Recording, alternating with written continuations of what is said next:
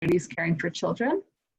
And today we will be, Susan Beaulieu will be leading the practice on mind-body medicine. Welcome, Roxy. And so before we get started, I just wanted to give everyone just a brief overview of what to expect for anyone who's joining us for the first time. We'll start with an opening breath, and then we'll move into 10 to 15 minutes of the resilience practice with Susan Beaulieu on mind-body medicine today. And then we'll have about 7 minutes of smaller group discussion, and then we'll close with a collective breath. So thank you again for being here. So today's opening breathing activity is going to actually be kind of a silly one. I really like this one, but it's a fun one to share with especially young kids, but also it's fun for adults. So this is called pizza breathing. I'm hoping everyone can see my, and I know I want to acknowledge that not everyone likes pizza. My mom is one of those people, so I wanted to also give some alternatives. If you're not a pizza person, you can smell a big cup of yummy soup or hot cocoa or tea or whatever warm thing you want to use for this activity. For the activity, you'll just imagine that hot item in your hands, and then you'll inhale to really smell the delicious scent of whatever that item is. And then blow it off coolly so you can eat or drink it. So let's do that about 3 or 4 times, and you can go at your own pace.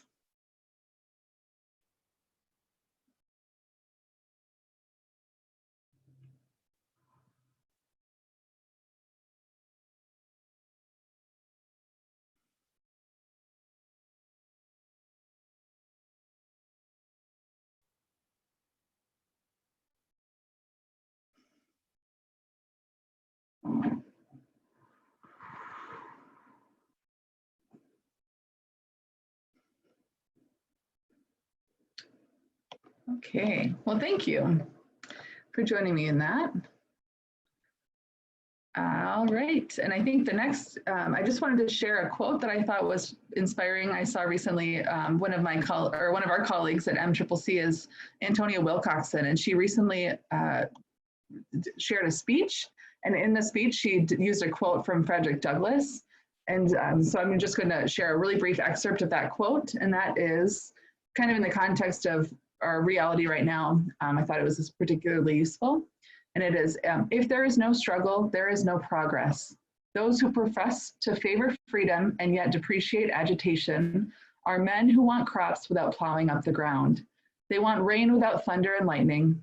They want the ocean without the awful roar of its many waters. And again, that's by Frederick Douglass. So thank you. And I'm now going to introduce Susan Beaulieu and turn it over to her.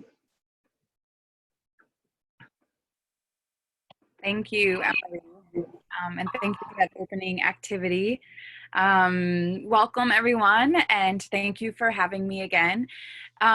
So today we're going to do another practice in the mind-body medicine curriculum, and it is called Wise Guide Imagery. So some of the other sessions I've done other imagery with you all, and one of the one of the things that's important in mind-body medicine is being able to tap into or connect with our unconscious. And so imagery is a really powerful way to do that. It's actually sort of the language of the unconscious is imagery. And so I figured we would do another imagery practice. Just as a sort of a reminder of what imagery includes, it's words, thoughts, things that represent all of the senses, what we see, hear, taste, touch, smell, interoception, what we feel within our body, and other senses that we don't often think about. But it helps us to mobilize our mind's capacity to explore and affect itself and the body. So there are different types of imagery. There is active imagery, and then there's receptive imagery. And today we're going to do receptive imagery. And this is sort of using a relaxed meditative state to access information in our unconscious. So let's see.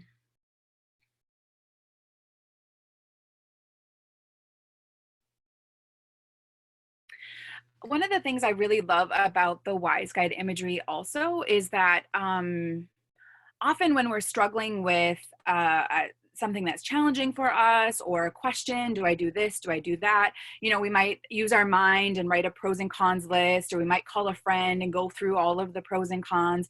But we often don't sort of stop to tap into our own inner wisdom and inner knowing and our intuition, which also is taking in a ton of information and processing it. And I just watched a video the other day that was talking about how the information actually gets processed by the heart sooner than it does the mind. And so the heart like processes the information and sort of puts it in a zip file, and then it goes up to our mind, and then we're able to process it mentally. So there's so much wisdom in the heart and in the intuitive knowing. And so this is an activity to sort of drop into that wisdom and intuitive knowing in a different way. So for those of you who did the safe space imagery with me several weeks ago, we're sort of going to combine the safe space imagery with the wise guide imagery. So I'm just going to read this part that sort of explains what we're going to do. So I'm going to take you on an imaginary journey in nature. After a while, or actually not in nature, it's probably going to be, I'll invite you to go to your safe space. And then after a while, I'm going to suggest that you'll see a wise guide who will be there to answer your questions and to help you discover what you want and need to learn about. These wise guides can take any form. They can be animals, they can be people from history or religious or spiritual practices. They might be a being that you've never seen before, or it might just be an intuitive sense of knowing. You might not actually see anything, but you just suddenly have an awareness and a knowing. So whatever form it takes, whatever form it shows up in, just be willing to accept that form, because that's the form that in this moment you're needing to see it, or get that wisdom from. So let's see. Sometimes so sometimes when we go through these practices, it can be challenging for people for different reasons. Maybe something you're really struggling with, or could just be maybe the form that it does come up for you in. It might be challenging for some reason or another, or you might get to a place in this practice where it feels really uncomfortable. And just remember that at any point you are free to open your eyes and sort of bring yourself back to this space. And I would encourage you, if that does happen for you, just sort of grounding in the space where you are. So what do you see? What do you hear? What do you smell? What do you taste, touch in this reality, just to sort of ground you back here. But just to sort of put that out in case you are finding that you're struggling with it, that's always an option. Let's see. So I think with that, we'll go ahead and get started. So I would invite you to get into a comfortable position, whether you're sitting, lying down, you know, your body just really firmly grounded, either up against the floor, in a chair, on your bed, whatever it might be, and allow your body to soften and relax. And again, something that can help with that is that deep diaphragmatic breathing, that belly breathing that's foundational for mind-body medicine. So just breathing in through the nose, thinking soft as you breathe in and belly as you breathe out. So just relaxing your body, allowing your awareness to move to your breath, awareness of the in-breath, awareness of the out-breath, breathing in and feeling calm, breathing out and feeling peace as we prepare to go on this mental journey. If you're comfortable, I would invite you to go ahead and close your eyes. If not, just having a really soft gaze down at the floor. So now I'd like you to imagine yourself in a very special place. It could be a real place, a place you may actually have been, a beautiful spot in nature, or a comforting place in your own home. Your special place may be an imaginary place, a place in fairy tales, indoors or outdoors. It doesn't really matter. And if more than one place comes to mind, gently allow yourself to choose one and then stay in that place. The only thing that really matters is that this place is somewhere in which you feel completely comfortable and safe. Take a moment to appreciate this scene with all of your senses. What sounds do you hear? Smelling the aromas of this place. Perhaps feeling the air as it moves and caresses your skin, and experiencing the ground securely underneath you in this place. You can touch and feel the whole environment around you.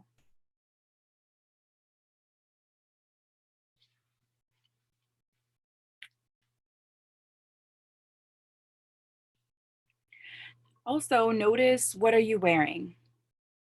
What do you have on your feet? What time of the year is it? What time of day? Maybe taking a notice of how old are you? And are you alone, or is another person or animal perhaps with you?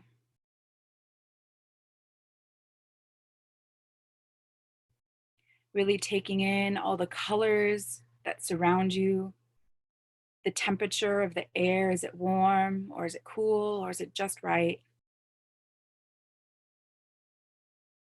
And noticing the qualities of the place that make it safe and comfortable for you, and where in your body you are experiencing that comfort.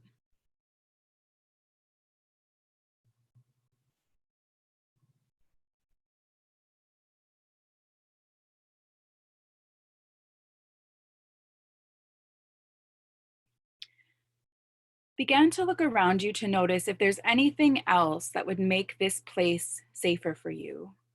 Perhaps something you need to remove from the place, or something you need to bring in. And then notice how your body feels in this place.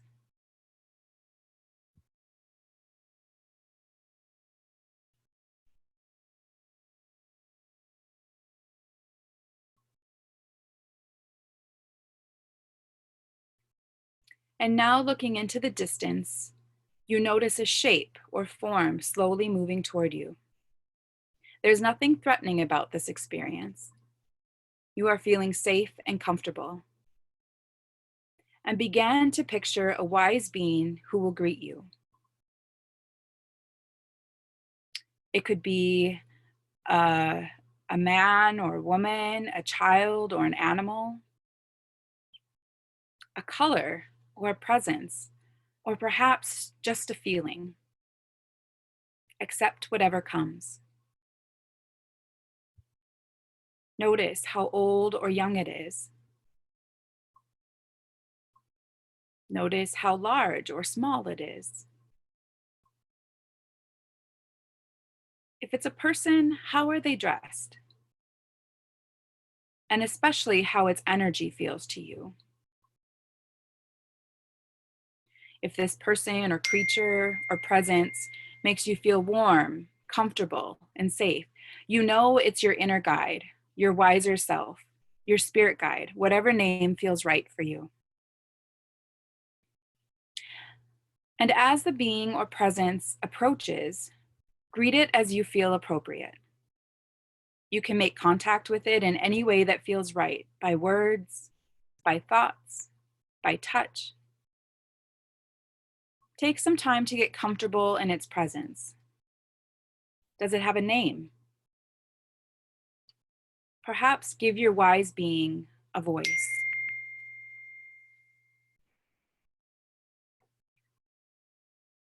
Know that this wise being is here to help you and to serve you.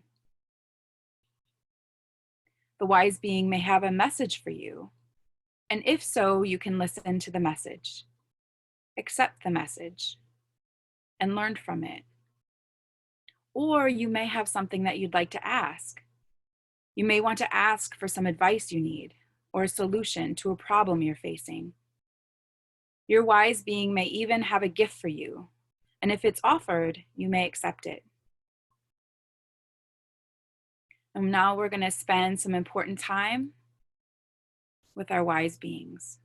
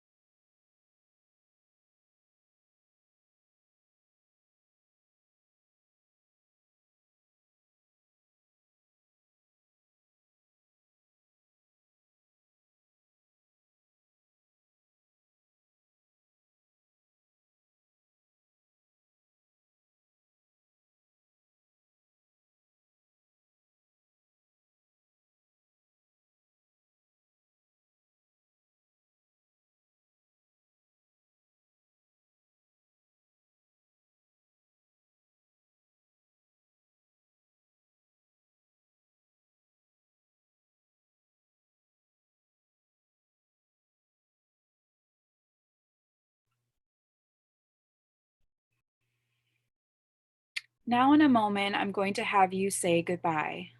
So begin to give thanks, knowing that you can return anytime you need to.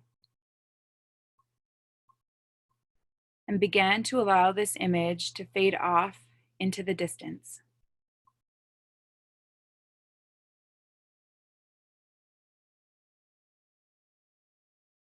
And when you are ready, at your own pace, let your breathing deepen very gradually. Let the awareness of your body against the chair or the floor or your bed return.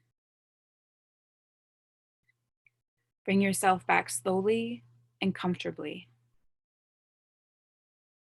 And when you're ready, and only when you're ready, you can gently open your eyes and if you'd like, with a smile on your face.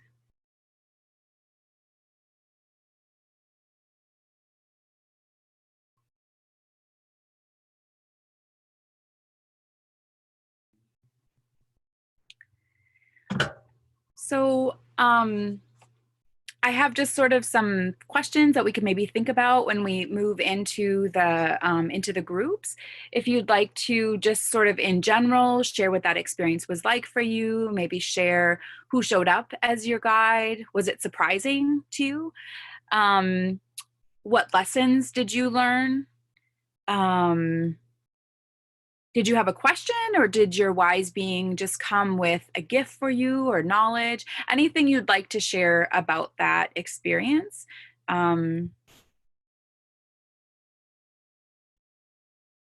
anything you'd like to share about that experience with your wise guide. So thank you.